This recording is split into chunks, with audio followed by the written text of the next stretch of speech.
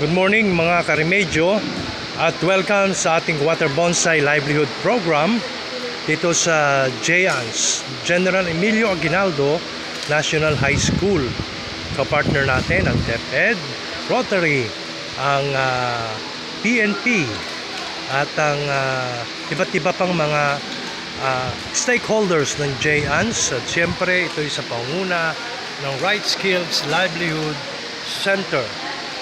10 years na po tayo, isang dekada na harangkada pa bilang tagapagsanay sa tagumpay. Meron tayong water bonsai making capability workshop ngayon at ito ang ating mga estudyante na tinuturuan. Si Sir Art ang nangunguna, siya leader. Ayan o, tindi o. Husay oh, grabe. Ayan, ang sponsor ng Fortune Plant si Sir. Ayan, pinagtatabas niya yung fortune niya sa kanila. Ngayon ang mga estudyante natin, saka mga teacher, mga student leaders, ayan, nagagawa sila. Ayan. Ano ma'am? Kailangan mo?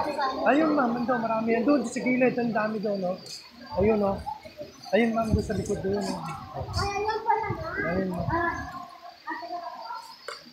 Mga po, meron kayo? Wala po.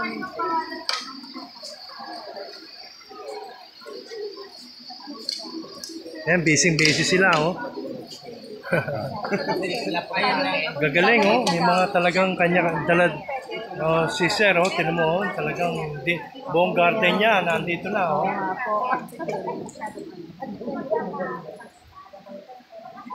Ayan, oh, mga yung